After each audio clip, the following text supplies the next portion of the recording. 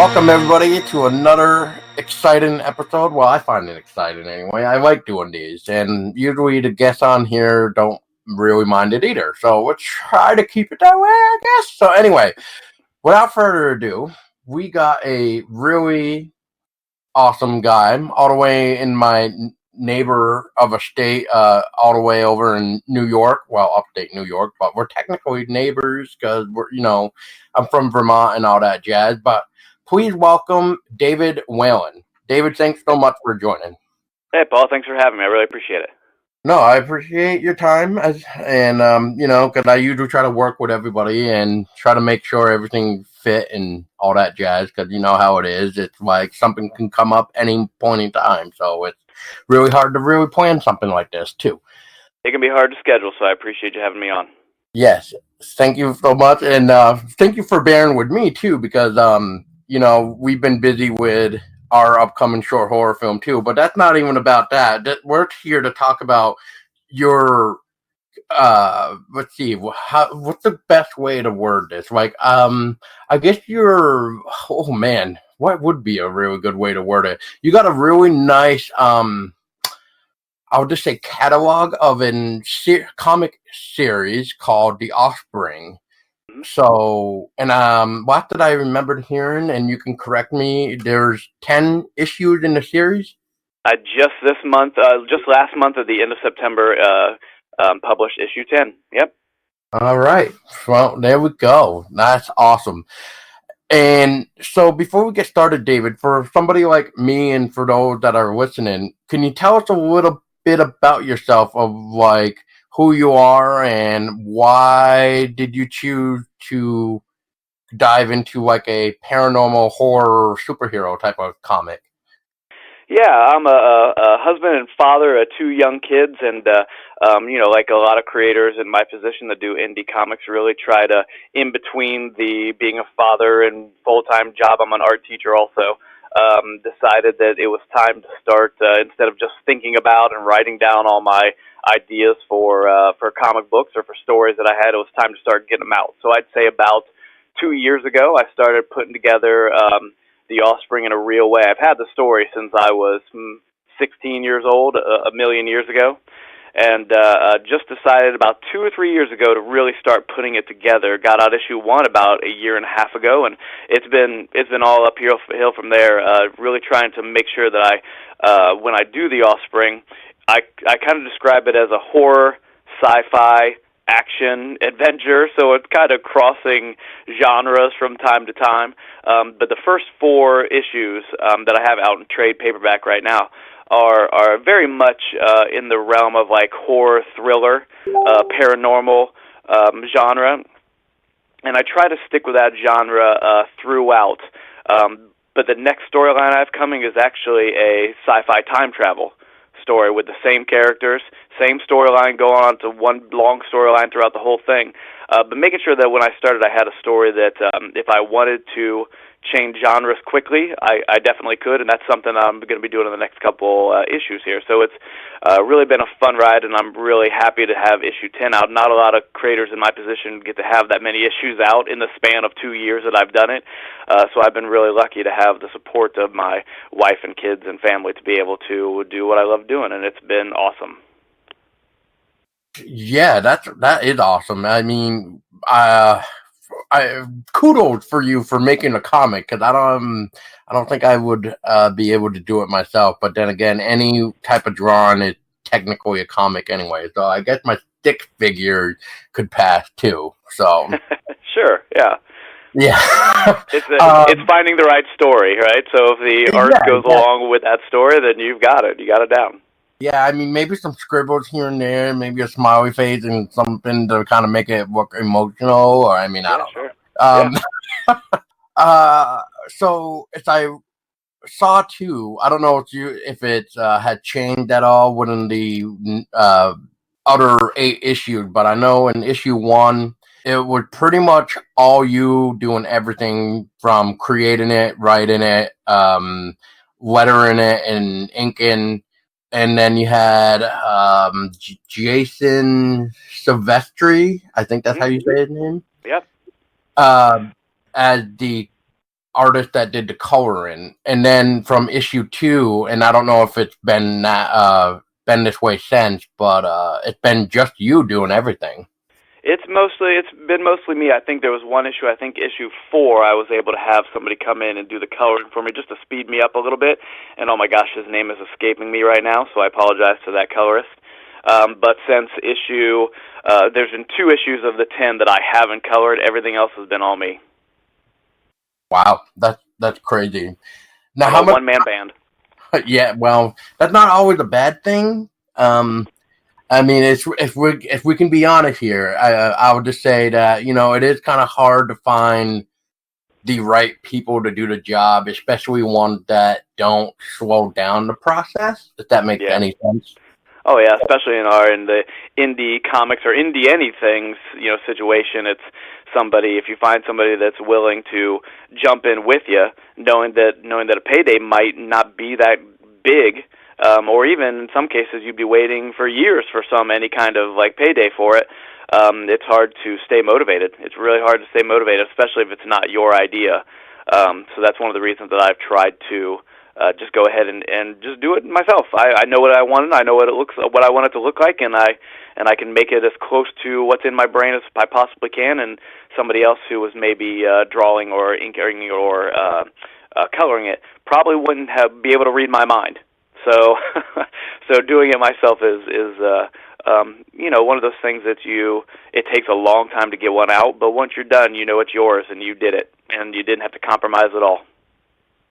That's very true. I will agree with that, and it it does. I mean, I've published a couple poetry books that I've done, and Awesome. just that satisfaction of holding your own piece of work that even in that you made yourself, like all of it, and just knowing you this like hard work has paid off because now you can say like, oh, I published a book or I made a comic or whatever, and it's just like it's like this is cool, this is nice. Like I told myself I wanted to do this and I did, and like in your case it almost seems like you sort of caught the bug because here we are 10 issues later in this very interesting, as you say, sci-fi action paranormal superhero story that you got. Yeah, thanks. Yeah, I definitely. Like so many, comic book lovers, I've been reading comic books since the '70s, and knew right away that I wanted to be an artist. And life got in the way a little bit in my 20s and my early 30s. But once I got that first issue out, I knew I'm like, okay, I found my thing. let's keep this going until I can't do it anymore. Oh geez.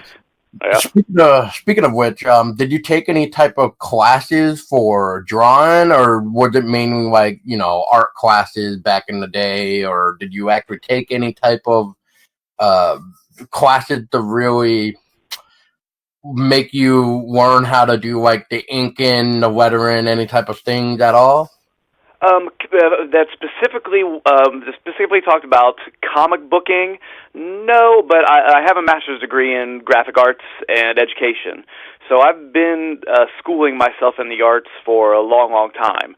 I would say that the most comic book education I've had was the Joe Kubert school of comic books that they have that you can sign up for, and they send you something and you can do it and send it back and get graded. I did 2 or 3 of those, and it was immensely helpful. I did those, I'd say, probably, 20 years ago. I did 2 or 3 of those, and it was an amazing experience to be able to sit down and have all the information that they had and be able to send it back and then get actual feedback from an actual comic book creator. But I would say that that's the most comic book education that I've had since I was very lucky that when I was about 14 or so, I told my parents, I'm pretty good at this. I want to see if I can get better at it. And they said, great, what do you want to do? How do you want to do that? So I asked my art teacher that I had in school, and she said, if you really want to do this, figure drawing is the way to go. So I was a 14-year-old taking community classes at the YMCA of nude figure drawing. So I was very lucky to be able to have parents who knew that I was a 14-year-old who wanted to be an artist, not just look at nude people, and be able to go into these classes. And I did those classes till I was probably 17 or 18 years old, got into actual college, did it in college, and then still do those figure drawing classes today. I sign up for them, I organize them, so it's something that I've been doing since I said like I was 13 or 14 years old, that has been instrumental in creating comic books and be able to create those, build those, like they call it world building, be able to world build, be able to have those characters that not only look realistic, but can also have personalities also. It's been very, very helpful, and I commend my parents on being parents who were able to see that I really wanted to do this and be able to put me in things that most parents wouldn't let their 13-year-old do. Wow. Well, that's crazy right there. And once again, I would just say I give you props. And within, like everybody, there's an inspiration for what they want to do. So in this case, what really motivated you to want to really start making your own comic to begin with? Was there a specific comic series that you were reading, or something just like a movie or something that really kind of sparked your creativity to kind of just be like, this is what I like, as you just said, this is what I want to do. I found what I wanted to do. Yeah, I'd always been a fan of superheroes. Superheroes just in general, Superman, Batman for the most part were the ones that I followed. Spider-Man and Captain America also on some degree. But I always really liked superheroes. What I didn't like was, like I said, I've had these characters since I was maybe 15 or 16 years old. What I didn't like is I didn't see enough of me as a 15, 16, maybe even 17, 18-year-old. So what I wanted to do, and I was always a big fan of the paranormal and science fiction, so I, long before they did Smallville and No Flights, No Tights kind of thing, which was big in the 90s when they did Smallville. They said he's going to have all the powers, but he's not going to wear the spandex. I decided when I was 15 or 16, and this had to be, 1990. 1991, I had said, I'm going to do some characters that do have powers, but they're never going to be in costume. They're going to have, nickname, I guess, code names, but they're rarely going to use them, and they're going to fight things that I'm interested in seeing, like monsters and ghosts and cults and bad guys and all the things that maybe you wouldn't normally see in a Superman comic book, but still be able to relate to these characters as real people. They've got problems.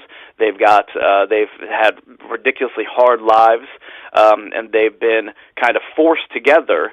And through that being forced together and having these ridiculously hard lives that they've had because they're in their early 20s, 21, 22-ish, during the course of the series, being able to see how these characters not only grow and change and be better and help people, but also how they make mistakes also. How they try to do something and they're trying to do the best they can, but they've never had those role models to be able to show them what the good decision is.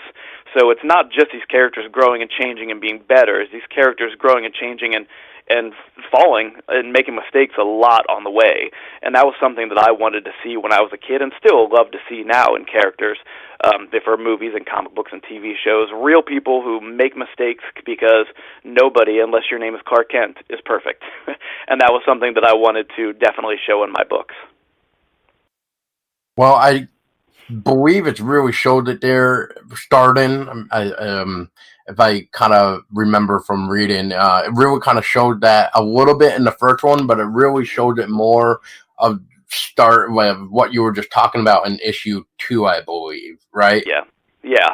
I hint at it a lot. Hint at for the first 3 issues. It's definitely a slow burn on their backstory, trying to figure out who the characters are, and then moving forward with the big bad that they're trying to stop in the first 4 issues of the series.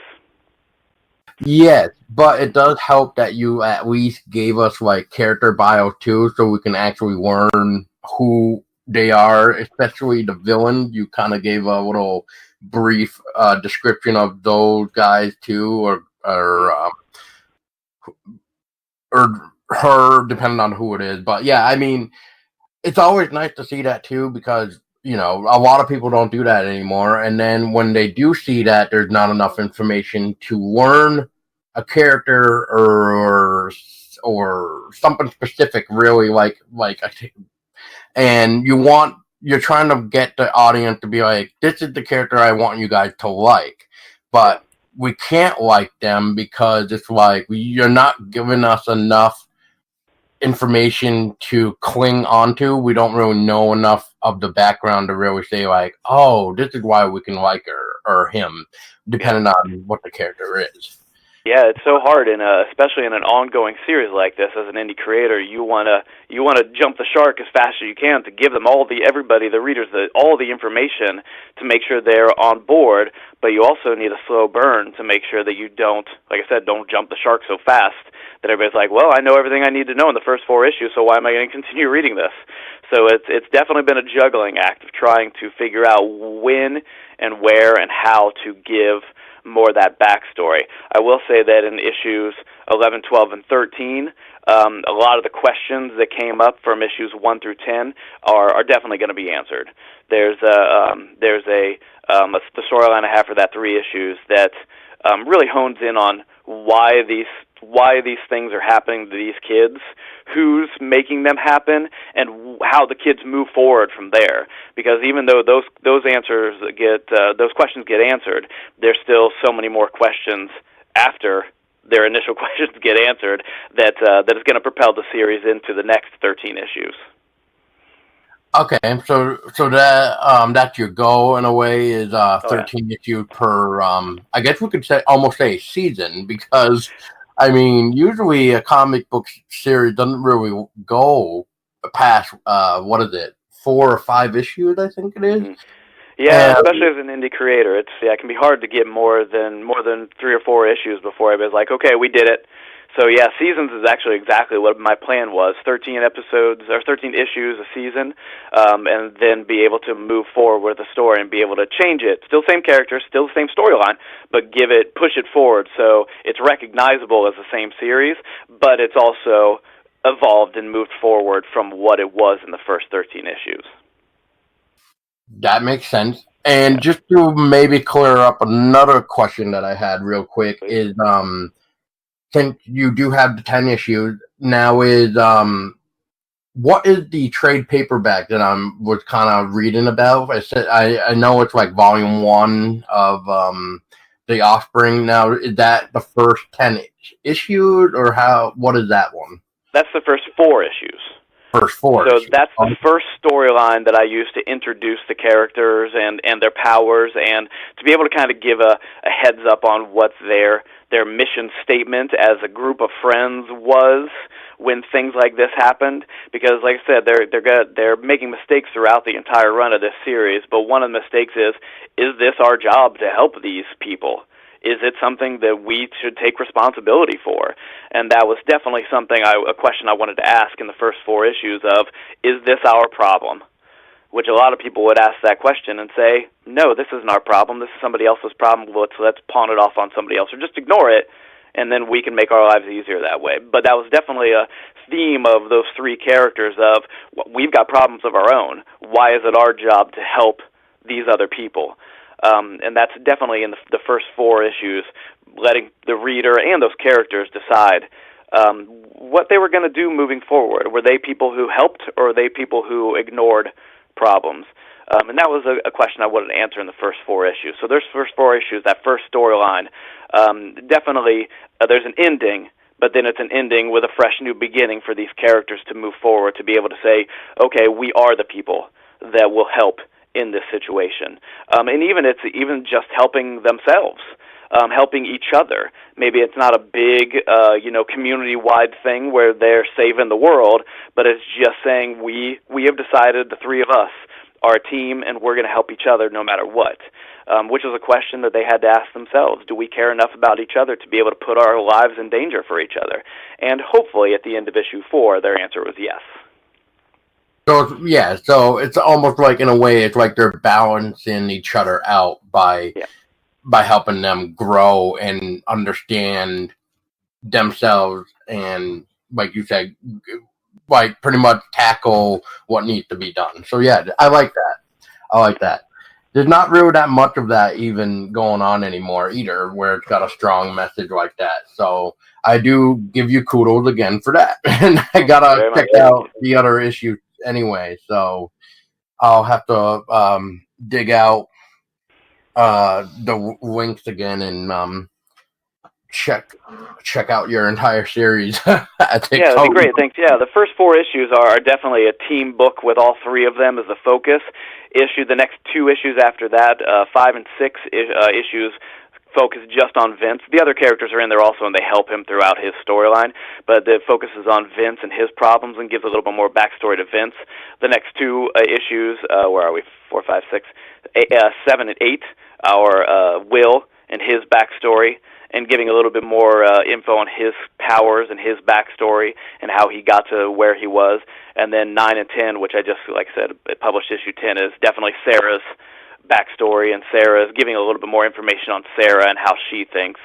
And I would say that Sarah is the heart of the whole thing. She's a strong, powerful woman who's not going to take crud from anybody, and the boys are there not only to they're not just there to support her. They're all there to support each other. But she's, I would say, definitely the heart of the whole story, and probably one of my favorite characters in the story. I could see why. She seemed to have like that heart of gold anyway, where she wants to help anybody that she can, and and everybody else kind of seemed like the normal friends where we get. I'm gonna have to look at character names again. Let me see here real quick. Vince, who is the blonde-haired kid, and Will is the short African-American guy. Yeah, so I'm thinking of, I believe it's Will, and Will when he was trying to like he was in a school, I think, reading, and Vince comes walking in, and he's like, "Oh, hey," and stuff like that, and it's almost like that. I'm almost want to say bromance. I want to say that's going on here, like Yeah, they're old friends. Yeah, they're old friends. Yeah.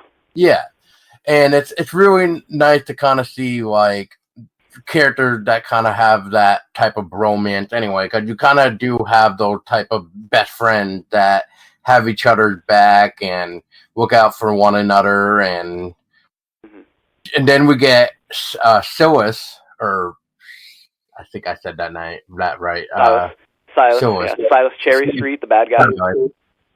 Yep, the bad guy who just sounds to. I don't even know how to really like word him, except for like I think what the bio says, where it's like let's see where that thing that it really like it catches. He has spent his life doing as little as possible and expecting the world to be handed to him. So yeah, Yep. he just sounds like he's just one of those guys that just doesn't want to just really do anything, but at the same time he can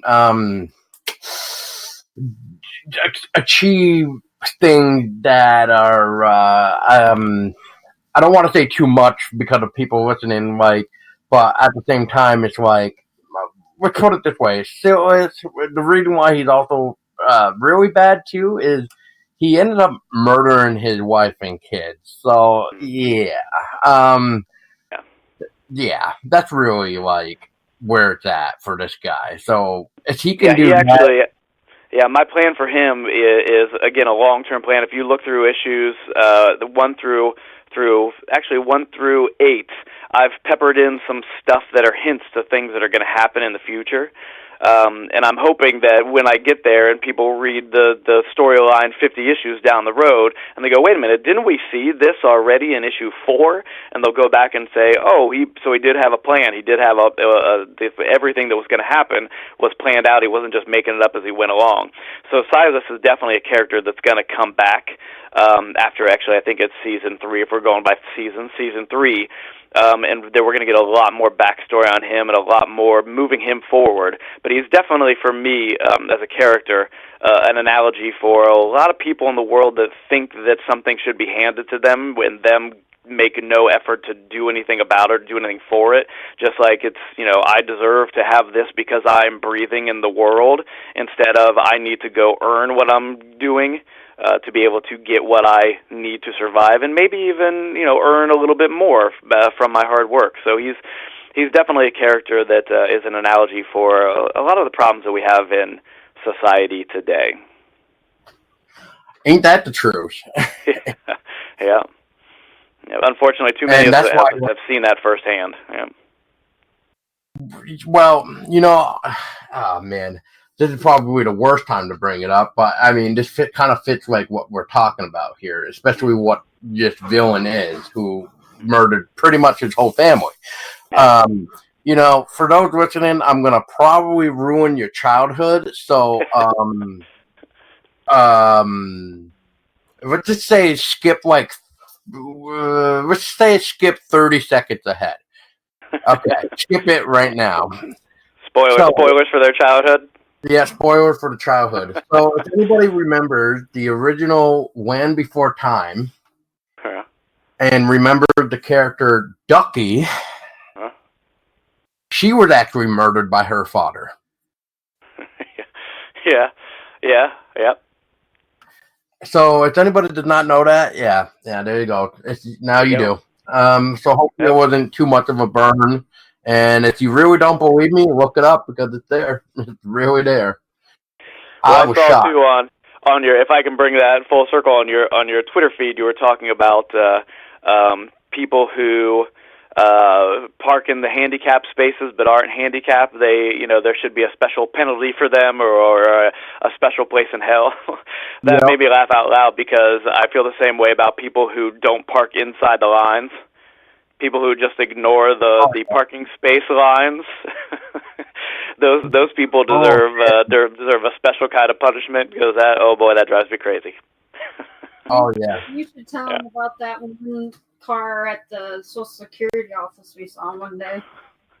That's the one that we're talking about. That's the one you're talking about. Yeah, that's the one we're talking about. Where I was in the car waiting for you, and then she just drives up and just parks in the parking space, and then just walks into the office, because I'm assuming she worked there because she used the side door. So I've seen some pretty cool stuff that people have done to non-handicapped drivers' cars. Like, for instance, I've seen people like bike lock like a cart to the person's car door. I've seen people do all sorts of crazy shit to non-handicapped driver vehicles, and it's like, yes. Yeah. Yeah, I think there's one thing that we need to teach in our public schools. It's empathy, because a lot of people don't have it. A lot of people don't see past their own noses and don't see how their actions affect other people. They're just worried about making sure that they get their thing, rather than working as a team. We could all get all of our things if we just all work together a little bit more. Empathy is definitely a lack of empathy is definitely a problem, I would say, in society. And those are just small examples of how empathy is lacking, and how empathy could make our lives a little easier if we just look past our own noses a little bit. Well, I agree with you there, but in this case, in this generation, I think we need to look past our cell phones. Yeah, that would be helpful. Also, get out of the screen. Yeah, get your nose out of your screen. Yep. Yep, but I mean that's the problem now with generation. The parents give their kid a cell phone, and then that's all they know. Yep. And then they wonder why they don't have the social skills to talk to somebody person to person, instead of just sitting there and texting and whatever. So I mean, interpersonal communication skills are definitely lacking these days. Yep. Oh yeah, it's probably going to get worse, but until then, I mean, whatever. We'll figure it out. We'll figure it all out as a society. We'll get it taken care of. I hope so. We're just superhero. Oh wait. Yeah. But so, out of curiosity, with the first 10 issues that you have now, well, with this, maybe that might be a little bit too much, but just out of curiosity, from the issue that you have out now, is there any type of specific issue that you kind of wish to go back to either fix or change or add something into, where you're kind of like, now that it's been out a while and you're just like, maybe I should have done that instead, or is there anything like that at all? There have been some things where I wish that I maybe not the storyline itself, but just tiny little tweaks or aspects of the environment, or little aspects, or maybe even a line that a character had said that maybe honed in on their personality a little bit more. I think one of the reasons that I've been able to get 10 issues out, and maybe a lot of people don't in my situation, is because we're perfectionists. We want everything that we put out to be 100% exactly what we want it to be, and there is no room for any kind of adjustment or movement. And I think that, especially after the first 4 issues, I kind of let that go. I'm, not to say that I don't put my best foot forward. I always try to, but there's always going to be things that you look back on and go, oh man, that would have been a great line, or that would have been a better setting for this situation, or even just adjusting. There is one thing that I did, and I won't tell you what issue or anything like that, but I wish that I had made it during Halloween. So I'll let the readers see if they can figure out where maybe it could have been a Halloween type theme to it, but it would have set the tone a little bit better. And I think that it was definitely an opportunity missed by me to really hone in on that spooky theme that I was trying to get across in one of the storylines. That, like I said, I'll let the reader try to figure out where that could have gone. Fair enough. But yeah, there's always things that you look back and go, oh man, that if I would have done that better, or if I would have made that panel this way, it would have communicated that idea a little bit better. But going backwards is never helpful to me. so I just learn from that experience and I move forward. Well, yeah. I mean, I guess what you could do now, as in moving forward, I guess you could take what you wanted to do and somehow incorporate them into the future episode that we're going to call it now. Yeah.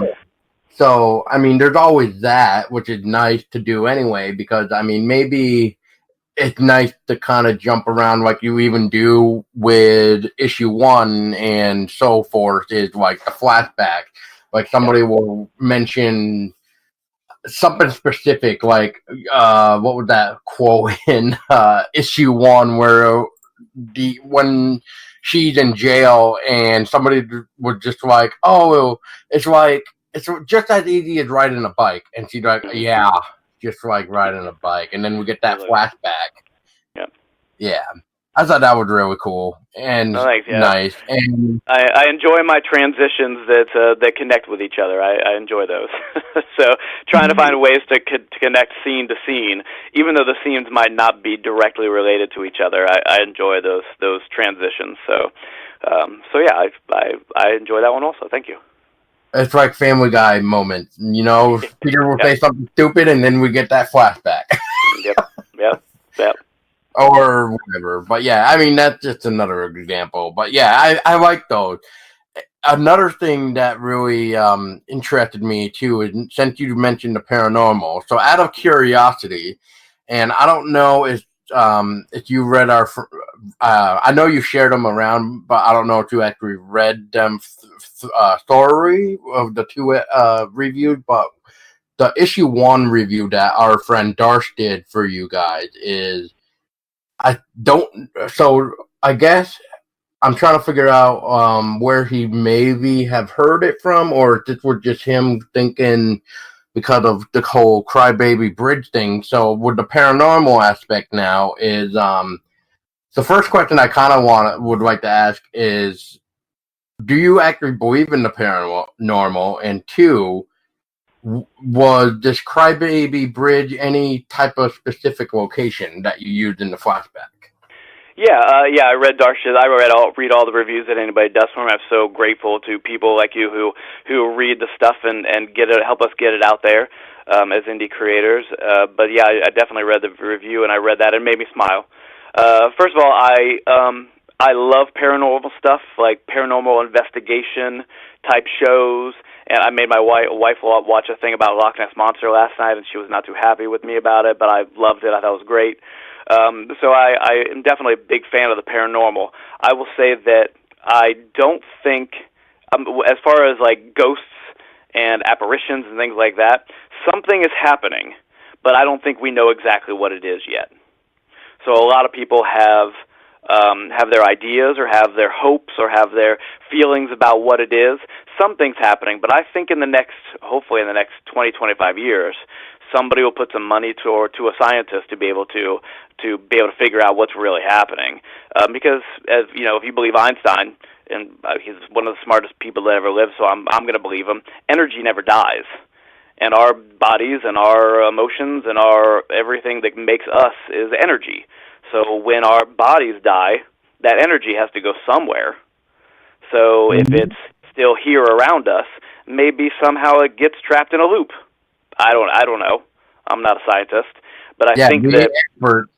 Yeah. But something's happening, and I just want to know what it is. So I'm a huge fan of paranormal, huge fan of like ghost hunters and ghost investigators and things like that, and I'll soak that stuff in as much as I can. Crybaby Bridge. I think I've lived in 3 states, and I've had family members who have lived in multiple states other than ones I've lived in. And in most of those states that I've visited and been at for long periods of time, there's been a Crybaby Bridge in those states. So I grew up in Ohio, and where I'm from in Ohio, there's a Crybaby Bridge. And I know there are multiple Crybaby Bridges throughout the United States, just because it's a cool, there's cool mythology behind it and cool stories and spooky stuff to be able to tell, at midnight when you're trying to scare your friends. So I put Crybaby Bridge there as kind of an homage or a pointing to those stories that I grew up with, where I came from in Ohio, to be able to put something that I'd actually been there and seen the bridge and been spooked out, to be able to put that in was just a little, me pointing out my own experiences as a teenager, and to have my brothers and sisters essentially laugh because they had been there also. So that's where Crybaby Bridge came from. That's very cool. I like that. Yeah, of course, Vermont has its own Crybaby Bridge and stuff like that. So it was just kind of funny because I was just like, how did he get that Vermont reference? But maybe he was just thinking because I've said it a couple times, so maybe I don't know. Maybe that's what it was. I don't know. Yeah, there's one in Ohio that I've been Central Ohio that I've been to with my buddies in high school, and we'd take everybody up there to get scared and then go get some hot chocolate at the end.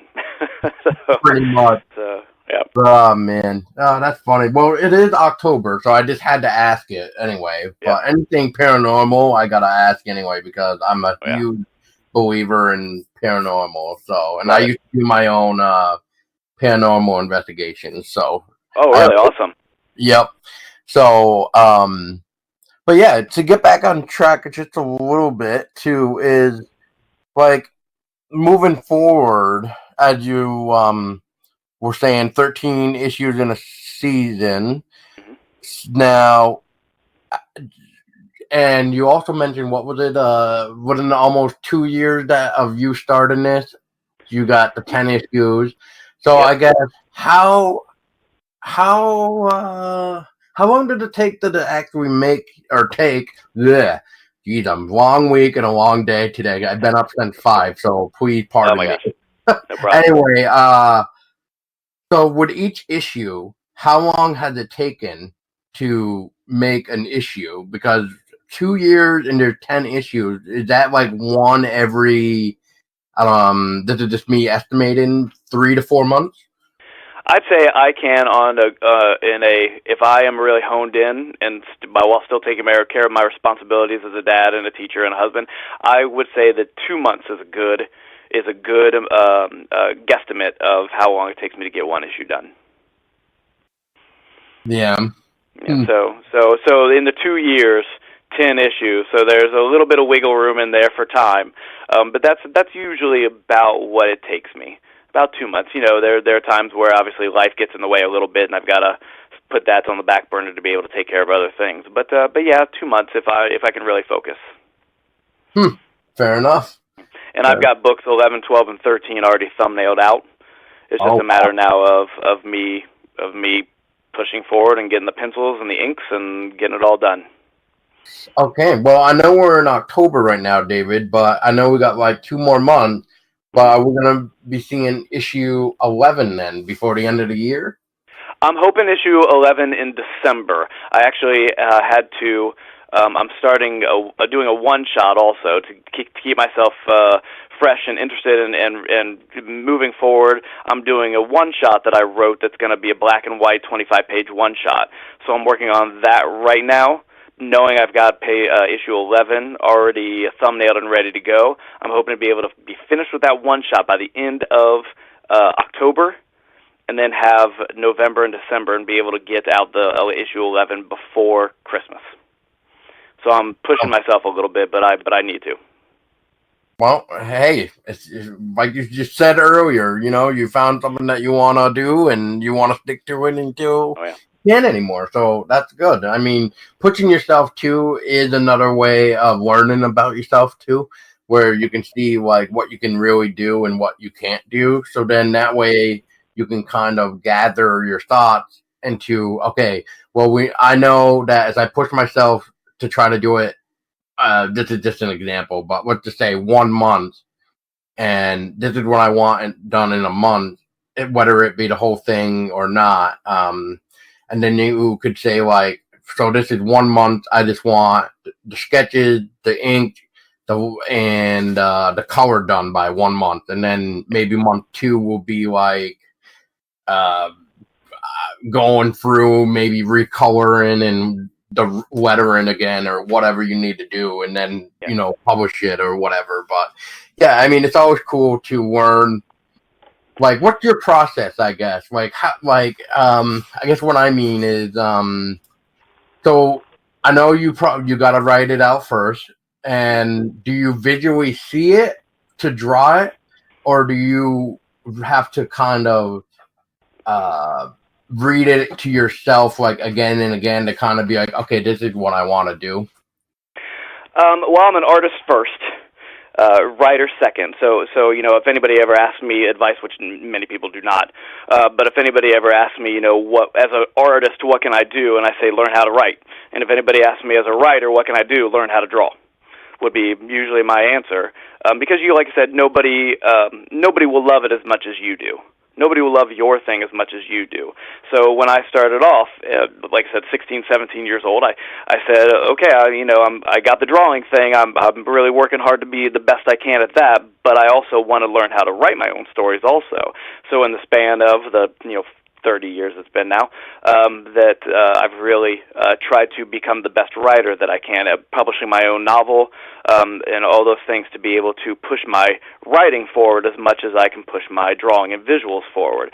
So my goal when I set out to do an issue is to make sure I've got it plotted out. And like I said, I've got about 50 issues loosely plotted out for the rest of the series. And then I'll plot out the step-by-step the issue itself of just action beats of what's going to happen for each moment-to-moment, page-to-page. And then I'll sit down and I'll thumbnail out from page to page what I want each panel and each page to look like, making sure I've got the rhythm down, the storyboarding down, the making sure that the reader can pick up what's going on even without reading the word balloons or any of the words in it. And then I'll make sure that I'm between 25 to 30 pages, because I found any more than that and I'll just set myself up to fail. So I'm making sure that if there are story beats that don't quite work, that's the area when I thumbnail them out. That's the area that I'll sit and try to fix any of those problems that we talked about earlier, any of those little issues that I may have. And from there, once I've got the thumbnails down, it's just a matter of finding the reference photos and the things that I need to be able to make sure my backgrounds are solid and my character designs and the characters are doing all the things that I know they should be doing from their personalities. So after I get the thumbnails, it's really just all about fun drawing and telling that story. Once I get it penciled and inked, then it's just trying to bust through the colors. I can get a page done a day when I'm coloring if I'm really focused.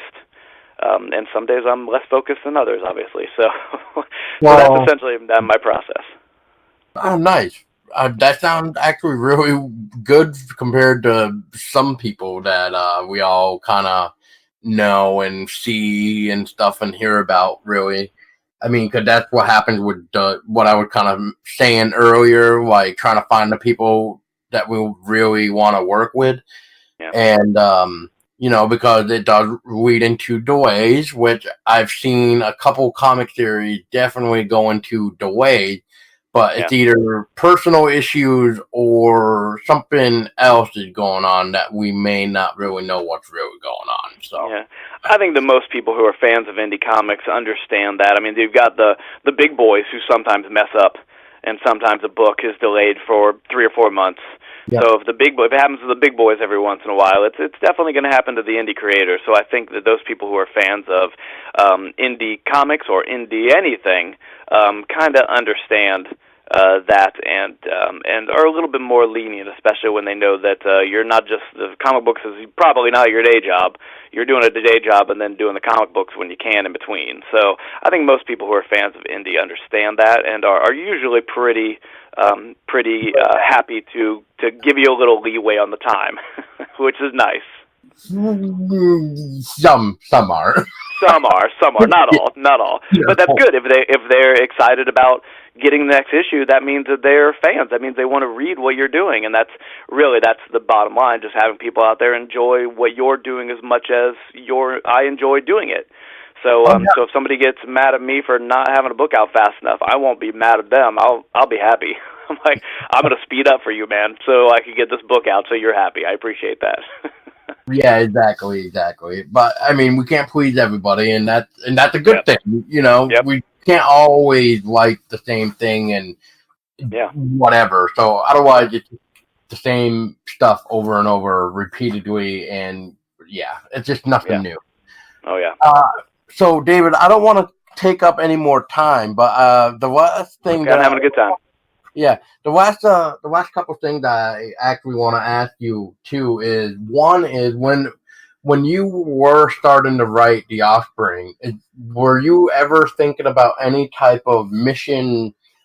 I guess this might sound weird, but like, is there any type of message or mission statement that you're trying to also try to say through your comic?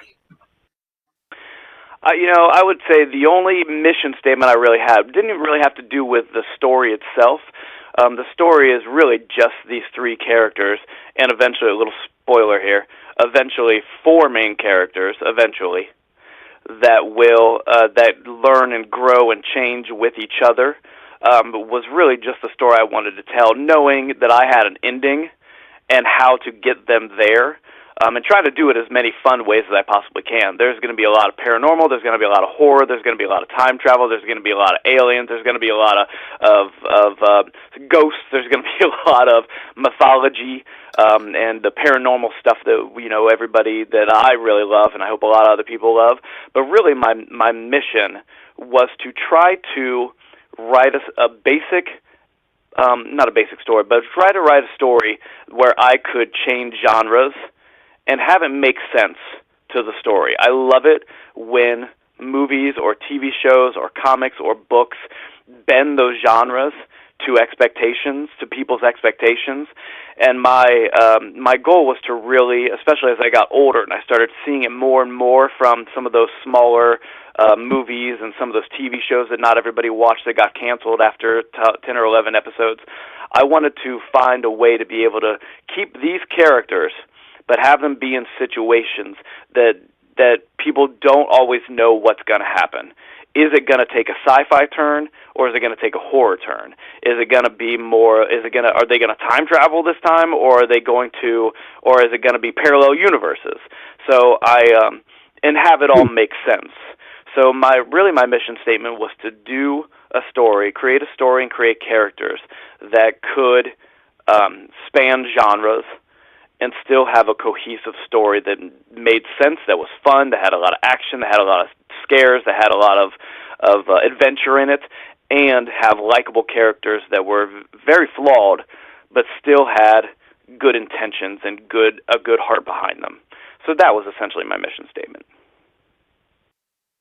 Fair enough. I like this already. Yeah, I think I said it before where it's like it's nice to see something where it can bounce around and actually do it well.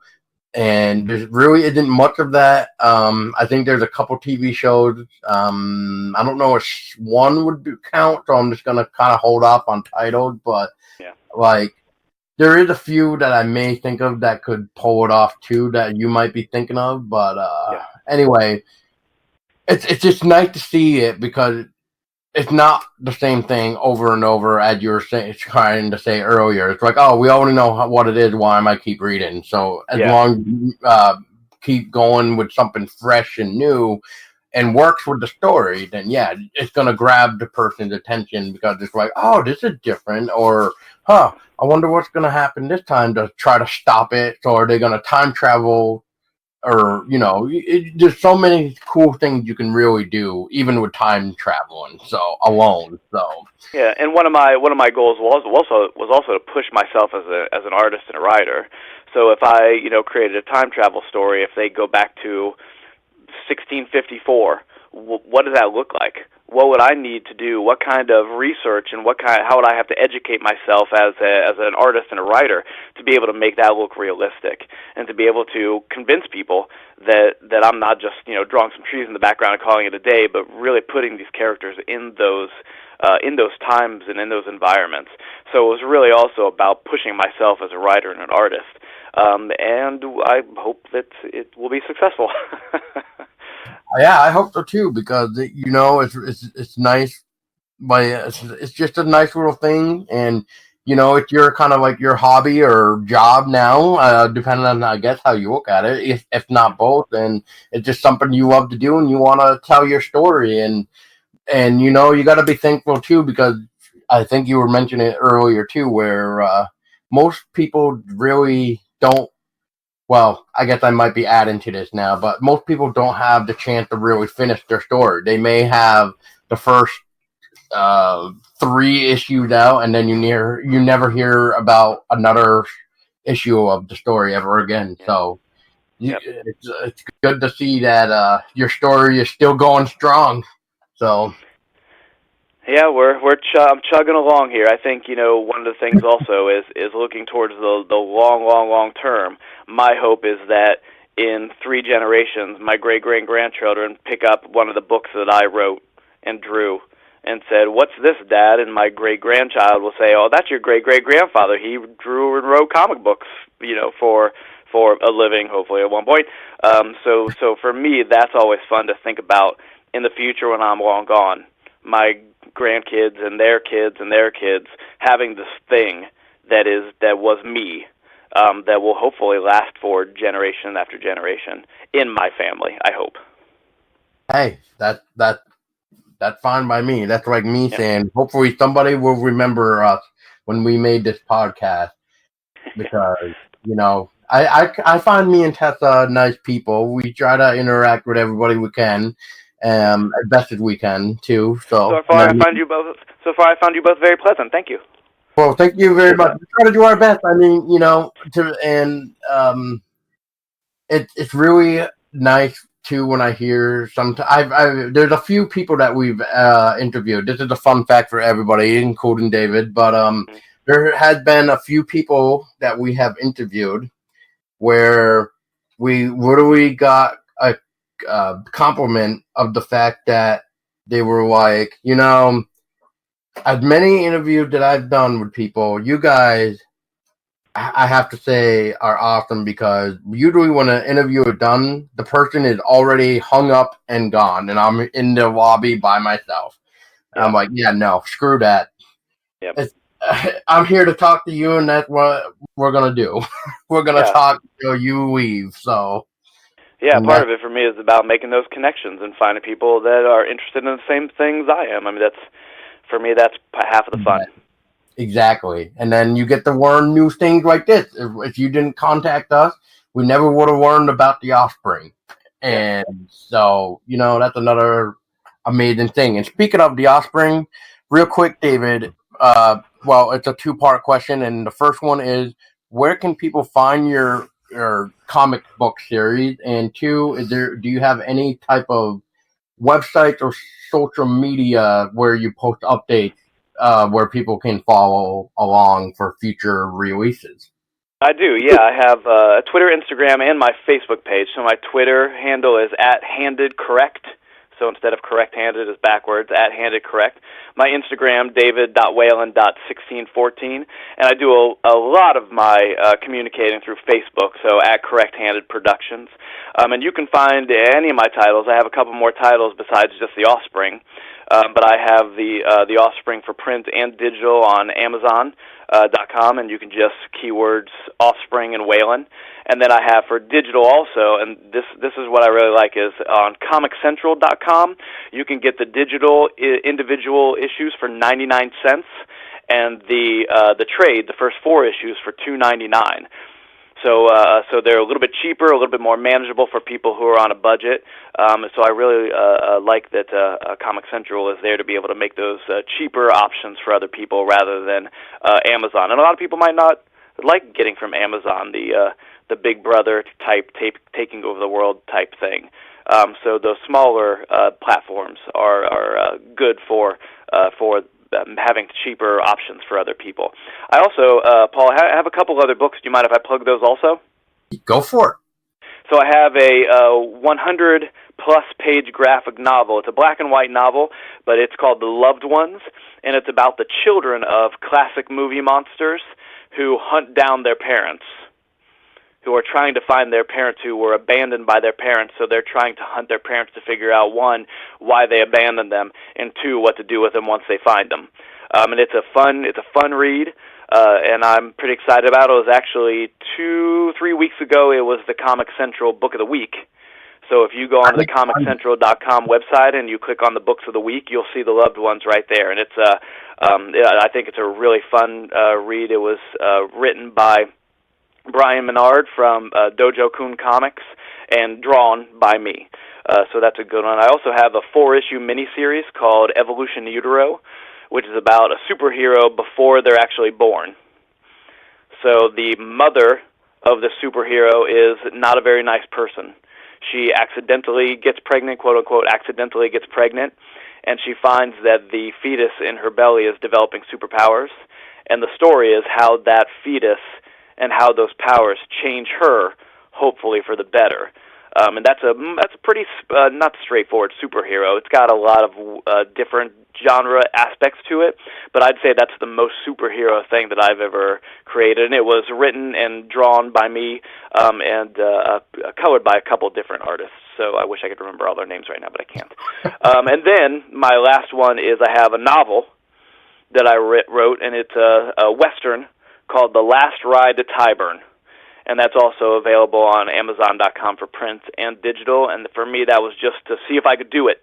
So I decided over a span of 2 years, I had a story, I had the characters, I knew how it started, I knew how it ended. So getting through all the middle stuff, and I think it's a fun read called The Last Ride to Tyburn. If you like Westerns, give it a shot. Well, The Loved Ones, I'm definitely now going to have to check out from you. So I appreciate that. Caught my attention. So I like it's a fun one. I really like that one. Yeah, that's cool too. You said black and white as well? It's black and white, yes. We decided to forego just because of the monster movie theme that it have. We thought black and white would just be perfect for it, and it did. It worked out really well. I think that's one of the better things I've ever drawn and been a part of, and it was really good. I enjoyed it. Wow. Well, yeah, you sold me on that one already, so I'm gonna have to look that up. So yeah, check it out. I appreciate that. Yeah, but David, thank you so much for your time, though. I appreciate it, and we'll have to have you on again, hopefully in the future for something.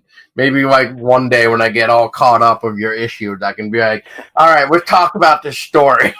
Yeah, you can tell me all the places that I messed up the story.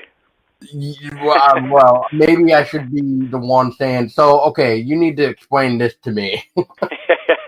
Yeah, sure. No problem. Yeah, I'd love to be back on. I had a good time. Thank you very much. I appreciate you, and tell Tessa I said thank you also. And tell Darsh I said thank you also. You're welcome, David. And Darsh will be listening, so I'm pretty sure he's going to appreciate it. So that sounds great.